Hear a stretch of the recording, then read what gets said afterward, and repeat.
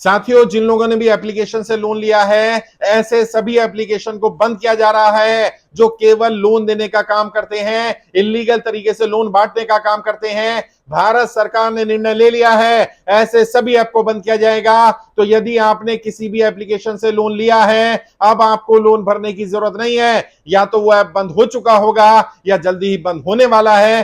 केवल authorise banking app ही होंगे जो लोन जिनसे जो दे सकते होंगे, या उनसे लोन लिया है तो वो भरना है। बाकी केवल लोन देने वाले एप्लीकेशन जो अलग अलग कंपनियां बना करके लोन देने का काम करते हैं, लोन के झांसे में फंसाने काम करते हैं, अब ऐसे सारे ऐप्स को एप्पल स्टोर से, गूगल प्ले स्टोर से, सब जगह से डिलीट करवाया जाएगा।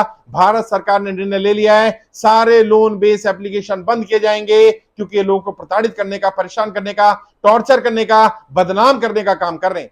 लोगों की डाटा ले लिया जाता है और फिर डाटा पर अलग अलग गंदे मैसेज भेजे जाते हैं, उनकी फोटोज को मॉर्फ करके भेजा जाता है, उनके रिश्तेदारों को बदनाम किया जाता है, उनके जानकार को कॉल किया जाता है, उनको मानसिक रूप से प्रताड़ित किया जाता है। यदि व्यक्ति ने 10,000 रुपए का लोन ले लिया, एक हफ्ते के अंदर ही उसको 11,000 रुपए भरने पड़ते हैं, यानी कि आप सोचिए 10% वीकली ब्याज है ये।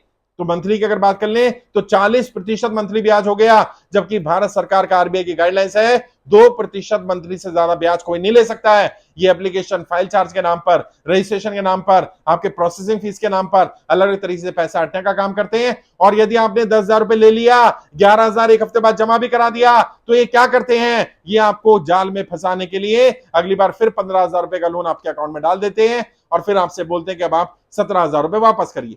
आप कहते हैं मुझे तो लोन नहीं चाहिए था, मैंने तो लोन नहीं मांगा था। उनका नहीं, वो आपने ऑटो क्लिक कर रखा था कि हर हफ्ते मेरे अकाउंट में पैसा डाल दिया जाए। आपने ऑटो उसमें फैसिलिटी ले रखी है, ऑटो क्रेडिट फैसिलिटी ले रखी है, जैसे आपका अकाउंट खाली होगा आपके अकाउंट में फिर से पैसा डाल दिया जाएगा। और व्यक्ति को तब तक निचोड़ते रहते हैं, तब तक प्रताड़ित करते रहते हैं जब तक व्यक्ति परेशान ना हो जाए। व्यक्ति को पूरी तरह से, ऐसे ऐसे लोग हैं 10,000 रुपए का लोन लिया और हर हफ्ते में 11,000 भर रहे हैं और 10,000 फिर डाल दिया था, फिर 11,000 भरा जाता है, यानी एक महीने में उसने केवल 10,000 रुपए ही यूज किया है, लेकिन उस पर 4,000 का ब्याज ले लिया गया है। इस तरह से लोगों को प्रताड़ित, परेशान किया जा रहा था।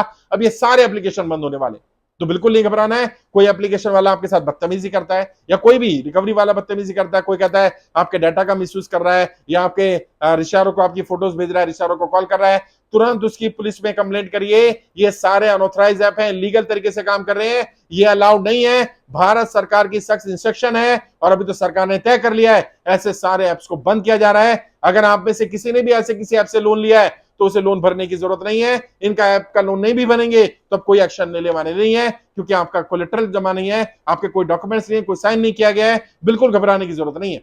अगर आप भर सकते हैं तो भर दें और उनको बोलें कि मुझे एनओसी दें, मैं तभी अमाउंट डालूंगा।